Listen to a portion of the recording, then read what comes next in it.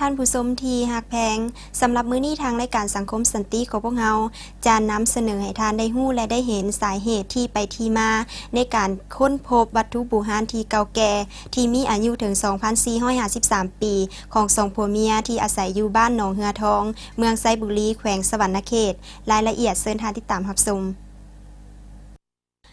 สองผัวเมียเฒ่าถูกจนขุดคำได้2 โล 8 ขีดค้าดินเฮือนของตนเองเหตุการณ์ที่ว่านี่แปลกแต่จริงท่านผู้ชมเมื่อสองผัวเมียหนึ่งที่อยู่บ้านหนองเหือทองเมืองไซบุรีแขวงสวรรณเขตกำลังขุดดินเพื่อจะก่อฝาหน้าซาวเทคานพื้นเฮือนที่กำลังจะปลุกเฮือนใหม่บังเอิญขุดไปพบคำฮู้ประพันธ์แต่สมัยบูฮานนัก2 โล 8 ขีดและเครื่องเงินอีกจำนวนหนึ่งที่มีอายุถึง 2,453 ปีซึ่งในเบื้องต้นผัวเมียดังกล่าวคิดว่าแมนแผนสังกะสีเลยฮื้อขึ้นมาเบิงแต่ก็ฮื้อไปฮื้อมาก็พบว่าแมนขุมฝังเงินฝังคำของคนในยุคก่อนที่หลักฝังไว้เลยดีใจและห้องโฮว่าข้าน้อยสิรวยแล้วสิรวยแล้วข่าวดังกล่าวได้หัวไหลหู้ไปหมดทั้งหมู่บ้านเลยพากันมาหุ่มเบิงบางคนก็มาขอเลขขอหวยสารพัดบางคนก็บ่มาเบิงละล่าหลักแกะเอาเพชรพลอยที่ติดอยู่ตามขันเงินขันคำนั่นเมื่อบ้านจากนั้นก็เกิดเหตุการณ์เหลือเชื่อเกิดขึ้นซึ่งเหตุการณ์ที่จะว่านี้บ่เชื่อก็บ่ควรลบหลู่และกลายเป็นเรื่องจริงไปแล้วพอตื่นเช้ามาปรากฏว่าเพชรพลอยที่ถูกลักไปนั่นผัดกลับมาอยู่ที่เดิมจากนั้นที่เป็นข่าวใหญ่โตตามมาเมื่อเป็นเส้นนั้นอำนาจการปกครองเห็นว่าเพื่อบ่ให้มีการตกเหียเสียหายอีกก็ควรเอาเครื่องเหล่านี้ไปเก็บเมียนอยู่ห้องการบ้านแต่เมื่อเวลาที่จะเอาไปนั่นได้เกิดมีพายุลมแรงอย่างกระทันหันมีขี้ฝุ่นไงกุ้มไปทั่วกงกันข้ามผู้ที่กำลังถือขันเงินขันคำดังกล่าวจะเอาเมื่อห้องการบ้านนั่นก็ออกห้อนออกหนไปทั่วห่างกายในเวลาเดียวนั่นเองเมียของผู้ขุดคำได้ก็ถูกผีเข้าสิงซึ่งภายหลังหู้มานำยาพอว่าเดิมแม่นทรัพย์ของนางพาสนมศิลปาอยู่ในวังเป็นผู้เอาไปฝังไว้และฮอดเวลาที่จะไปพุดไปเกิดแล้วคิดอีดูตนสงสารสองผัวเมียเฒ่าทุกจนนี่เลยมอบให้ห้องดาไซวาและเว้าเป็นภาษาขอมว่าพวกสูบ่มีสิทธิ์เอาเงินเอาคำนี่ไปใส่ทางนั้นถ้าผัวเมียเขาบ่อนุญาตพ่อกูได้มอบให้เขาแล้วถ้าบ่ดังนั้นจะมีอันเป็นไปและได้บอกให้สองผัวเมียเฒ่าจงเฮ็ดกองบุญทานให้ตน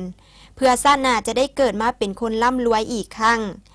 ท่ามกลางคนไทยบ้านไทยเมืองมาหุ่มเบิงเป็นจำนวนหลวงหลายอย่างหน้างึดง่อและตกตะลึงไปตามๆกันจากนั้นมาก็บ่มีไผกล้าลักและได้เอาตะนางเล็กมาอ้อมไว้สัวขาวเพื่อรักษาบูชาสิ่งศักดิ์สิทธิ์ต่อมาสองผัวเมียดังกล่าวก็ได้เฮ็ดกองบุญถึงนางพาสนมเจ้าของเงินคำดังกล่าว3 มื้อ 3 คืนซึ่งใน3 มื้อ 3 คืนนั่นเองก็ได้เกิดเรื่องประหลาดเกิดขึ้นอีกพอปรากฏว่าได้มีแมงเมาบินออกจากโพรงดินเป็นจำนวนหลวงหลายมาจุ่มกันเป็นรูปดอกบัวที่กำลังบานอยู่ขุมเงินขุมคำนั่นโดยบ่ไปใส่บ่ตายและบ่สละปีก3 มื้อ 3 คืนของการเฮ็ดกองบุญดังกล่าวชาวบ้านมาเห็นก็ตกใจพอปกติแล้วเมื่อแมงเมาบินออกจากโพรงดินโพรงไม้ต่างๆบ่ดนมันก็สละปีกและมุดดินไปภายไปมันตามวิถีชีวิตของมันแต่นี่มันบ่ยอมไปทางใดแท้ๆพากันเอาหัวจุ้มกันอยู่จังสั้นจนครบ3 มื้อก็พากันสละปีกแล้วแจกยายไปทางไผทางมันเคียงคู่กันนั่นเหตุการณ์ประหลาดอันที่2ก็เกิดขึ้นเมื่อตกยามค่ำคืนมาผีนางพาสนมศิลปาในวังดังกล่าวนั่นก็มาเข้าสิงผู้เป็นเมียอีกครั้งซึ่งครั้งนี้แม่นมาเข้าสิงในการเต้นและฟ้อนล้ำฉลองความดีใจที่ตนได้ไปพุทธไปเกิดบ่จักว่าท่าใดบทฟ้อนใดมีหมดทุกรูปแบบประชาชนก็พากันมานั่งเบิงลาวฟ้อนอย่างหลวงหลายและได้เว้าว่าข้าแต่เกิดมาบ่เคยเห็นบทฟ้อนแนวนี้จักเทื่อหน้างึดงอและอัศจรรย์แท้ๆซึ่งแล้วจะเริ่มเต้นและฟ้อนตั้งแต่เวลา 7 โมงแลงจนฮอด 3 โมงเช้าสุดท้ายทั้งคู่ผัวเมียก็ได้ตัดสินใจรักษาไว้เป็นมูลมรดกของชาติจากเรื่องราวที่เกิดขึ้นทางอำนาจการปกครองบ้านก็ได้รายงานต่ออำนาจการปกครองเมืองและแขวงสวรรณเขตและองค์การจัดตั้งที่เกี่ยวข้องมีคำสั่งย่องยอสมเสยสองผัวเมียเป็นพลเมืองดีและได้มอบเงินสดให้ในขั้นเบื้องต้น10 ล้านกีบพร้อมกันนั้นก็ได้จัดสถานที่เฮือนดังกล่าวที่กำลังจะปลูกสร้างใหม่นี้เป็นบ่อนเก็บเมียนรักษาสักการะบูชาวัตถุโบราณดังกล่าวตลอดไปเพื่อให้ประชาชนหรือนักท่องเที่ยวได้มาเที่ยวชม จากผลที่ได้รับเห็นว่าในแต่ละมือได้มีประชาชนทางภายในและอ้อมข้างแขวงสวรรณเขตพากันมาเที่ยวชมเป็นจำนวนหลายห้อยคนในแต่ละมือ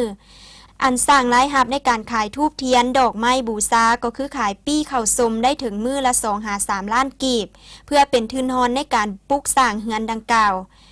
นี่และท่านผู้ชมความดีมีจริงจงมันทำดีเข้าไว้แล้วทุกอย่างจะดีเองดังสุภาษิตที่ว่าเก้าอดเก้าเยือนหากสิได้ทอนคำและถ้าทานใดหากได้ไปไกลก็อย่าลืมมาแวะมาเที่ยวชมวัตถุบูชาเงินคำรูปพรรณดังกล่าวได้ที่บ้านหนองเหือทองเมืองไซบุรีแขวงสวรรณเขตมีสถานที่ท่องเที่ยวธรรมชาติอันอุดมสมบูรณ์ไปด้วยทรัพย์ในดินสินในน้ำหลายแห่งชาวแขวงสวรรณเขตยินดีต้อนรับทุกท่าน